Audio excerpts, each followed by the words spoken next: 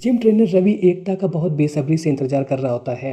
जैसे ही एकता जिम के अंदर पहुंचती है, वह एकता को गोद में उठा लेता है और जल्दी से एकता के शरीर के सारे कपड़े उतार करके उसको जिम की एक सीट पर लिटा देता है और इसके बाद वो झट से उसके आगे चाटना शुरू कर देता है। फिर अपने हथियार को उसके अंदर घुसा करके उसकी खुदाई को शुरू कर देता है। एकता का जिम ट्रेनर के साथ जो ये अनैतिक संबंध था, वो आगे चल करके एकता की लाइफ में बहुत ज़्यादा भारी पड़ने वाला था। ऑलराइट गाइस, स्वागत है आप सबका इस चैनल की एक और नई क्राइम स्टोरी में। यह वीडियो आज एक ऐसी महिला का है जिसका पति उससे लंबे समय के लिए दूर रहता था और इस दूरी की वजह से उस महिला का एक ऐसे व्यक्ति के साथ संबंध हो जाता है जो इस महिला के खूब मज़े लेता है। और जब महिला इसका विरोध करती है तो वो उसके साथ कुछ ऐसा कर जाता है जो इस महिला की लाइफ पर बहुत ज़्यादा भारी पड़ता है। तो आप लोगों से यही रिक्वेस्ट है कि वीडियो बहुत इंटरेस्टिंग है, इसलिए वीडियो को लाइक और चैनल को सब्सक्राइब करना ना भूलें, क्योंकि यह चैनल नया है और आपके सपोर्ट की हमें बहुत ज़्यादा ज़रूरत है। कहानी की शुरुआत होती है सीतापुर से। एकता अपने पति और 5 साल के बच्चे के साथ सीतापुर में रह रही होती है। उसके पति का नाम शेखर है और जिनका कुरियर का बिजनेस है, और जिसकी वजह से यानी कि बिजनेस की वजह से शेखर अक्सर अपने घर से दूर रहते थे और उनको एक राज्य से दूसरे राज्य बिजनेस को एक्सपेंड करने के लिए बार बार जाना पड़ता था।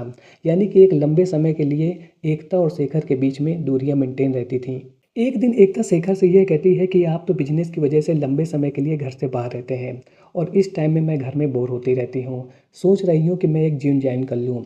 जब मैं जिम ज्वाइन कर लूँगी तो मैं फिट एंड फाइन रहूँगी और मेरा टाइम भी पास होता रहेगा। तो एकता की बात को सुन करके शेखर यह कहता है कि तुम्हारा जो भी डिसीजन है वो सही है। तुमको जो भी जिम ज्वाइन करना है वो तुम जिम ज्वाइन कर लो। यदि तुम फिट एंड फाइन रहोगी तो तुम्हारी खुदाई करने में मुझे बहुत मजा आएगा।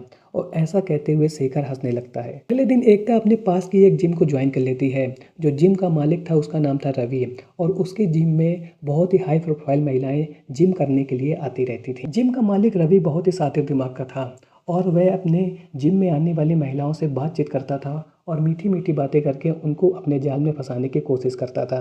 क्योंकि रवि एक जिम ट्रेनर था और उसका जो बॉडी का फिजिक था वो बहुत ही ज़्यादा बढ़िया था, जिसकी वजह से महिलाएं उसकी बॉडी के फिजिक्स को देख करके बहुत ही आसानी से उसकी ओर अट्रैक्ट हो जाती थीं। जिम में आने वाली जो महिलाएं अपने पति से संतुष्ट नहीं रहती थीं, यानी कि उनके पति उनकी अच्छे से खुदाई नहीं कर पाते थे, उन महिलाओं को जिम ट्रेनर रवि बहुत ही आसानी से मीठी मीठी बातें कर करके अपने जाल में फंसा लेता था और उसके बाद उनको समटाइम्स जिम में और कभी कभी होटल में बुला करके उनके आगे और पीछे से अच्छे से उनकी ठुकाई करता था, जिसकी वजह से उसके जिम में महिलाओं की संख्या बहुत ज़्यादा थी। ये सभी हाई प्रोफाइल महिलाएं थीं और उनको इस प्रकार के अनैतिक संबंध से कोई भी फर्क नहीं पड़ता था, क्योंकि उनके जो हस्बैंड थे वो कहीं और लगे रहते थे और अपनी इच्छाओं को पूरा करने के लिए ये महिलाएं जिम ट्रेनर के पास आती थी।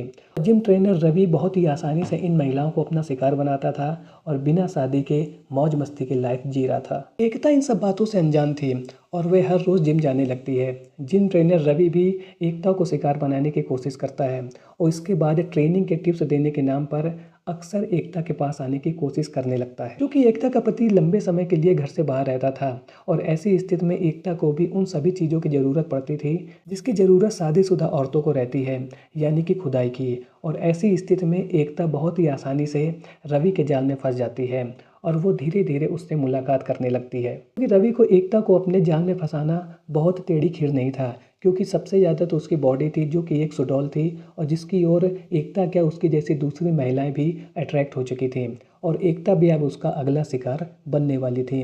लेकिन एकता को ये नहीं मालूम था कि रवि का ये काम ही है कि उन महिलाओं को अपनी ओर अट्रैक्ट करना जो अपने पति से संतुष्ट नहीं है, और इसके बाद वह ऐसी महिलाओं को बहुत आसानी से शिकार बना करके उनके आगे और पीछे के दोनों छेदों को जम करके खोदता था। धीरे धीरे एकता रवि के जंगल में बुरी तरीके से फंस चुकी थी और अब रवि एकता को समटाइम्स जिम में और समटाइम्स अपने घर या होटल में बुलाता था और इसके बाद उसके पूरे कपड़े उतार करके उसकी गर्मी को दूर करता था। और यही कारण था कि रवि अब एकता को बहुत ज़्यादा सीरियस लेने लगा था, यानी कि रवि दूसरी औरतें के साथ जो उसके संबंध थे उनके साथ तो इतना सीरियस नहीं था, लेकिन एकता को वह अब सीरियस लेने लगा था क्योंकि एकता एक बहुत ही सुंदर लड़की थी। वहीं दूसरी ओर एकता रवि को केवल अपने साथ खुदाई करने वाला पार्टनर से ज़्यादा कुछ नहीं समझती थी, यानी कि एकता केवल यही मानती थी कि जब तक उसका पति एकता के पास नहीं है तो उसकी जगह पर वह रवि को खोदने के लिए मौका देती थी, यानी कि अपने केवल शारीरिक सुख को पूरा करने के लिए ही उसने रवि को अपनी ज़िंदगी में स्थान दे रखा था।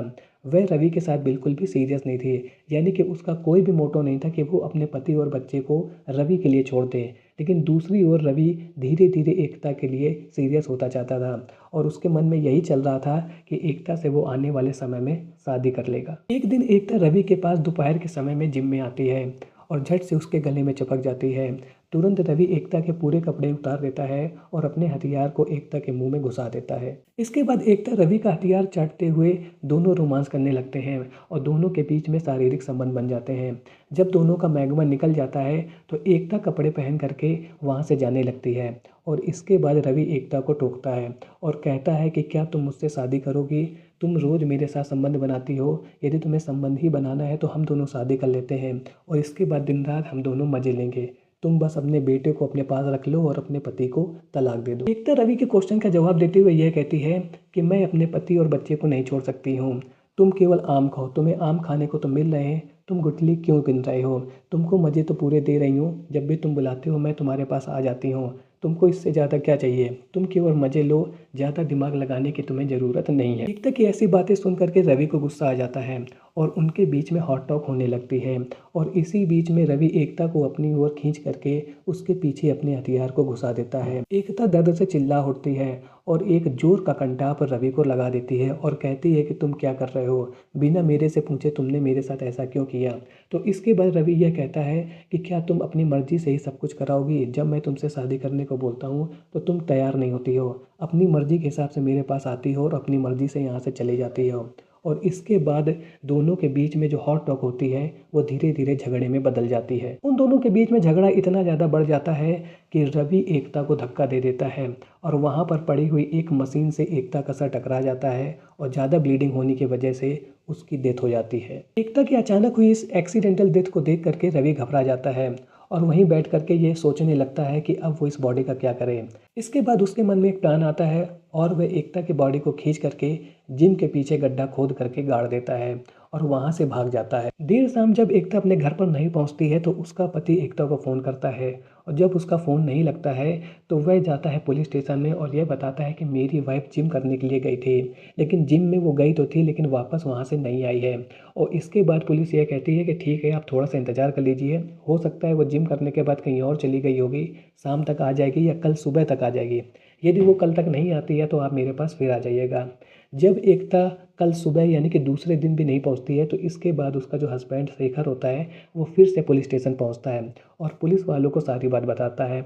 इसके बाद पुलिस वाले पहुंचते हैं जिम में और वहां पर लगे सीसीटीवी कैमरे को देखते हैं। सीसीटीवी कैमरे में यह दिखाई देता है कि जिम के अंदर तो जा रही होती है एकता, लेकिन उसके बाहर आने का रिकॉर्डिंग कैमरे में अवेलेबल नहीं होती है। वहीं दूसरी ओर रवि वहां से अपनी कार में जाता हुआ दिखाई देता है। तो इसके बाद पुलिस वाले पूछताछ करते हैं रवि से। अब रवि के पास पुलिस को ज़्यादा देर तक टहला पाना आसान नहीं था क्योंकि सारे एविडेंस पुलिस के पास थे। एकता को आते हुए देखा जा सकता था, वहीं रवि को जिम से जाते हुए देखा जा सकता था। ऐसी स्थिति में रवि ज़्यादा देर तक पुलिस को बरगला नहीं पाता है और पूरी सच्चाई बता देता है पुलिस को कि उस समय उस दिन क्या क्या हुआ था और जिसकी वजह से ये इंसिडेंट हो गया। और पुलिस वाले एकता की हत्या के इल्ज़ाम में रवि को गिरफ्तार कर लेते हैं। तो आज के वीडियो में आपने देखा कि कैसे एकता की एक गलती उसके जीवन पर भारी पड़ गई। उसके पति का बिजनेस के लिए बाहर जाना जैसे उसके लिए एक बहुत बड़ी समस्या बन गया था और अपनी ज़रूरत को पूरा करने के लिए वो फंस गई थी एक जिम ट्रेनर के साथ। जिम ट्रेनर उसको मज़े तो दे रहा था लेकिन वो उसके साथ उतना ही सीरियस हो गया था और ऐसी स्थिति में ये पूरी घटना घट गई। तो इस वीडियो से हमें यही शिक्षा मिलती है कि हमें अपनी ज़रूरतों को कंट्रोल करने के लिए अपने दिमाग को कंट्रोल करना चाहिए और दूसरे तरीकों का यूज़ करके भी अपनी प्रॉब्लम को सॉल्व किया जा सकता है। इस प्रकार से आप ऐसी प्रॉब्लम से बच सकते हैं। आज का वीडियो आपको कैसा लगा कमेंट सेक्शन में ज़रूर बताएं। मिलता हूँ ऐसे एक और नए इंटरेस्टिंग वीडियो में, तब तक के लिए थैंक्स फॉर वॉचिंग।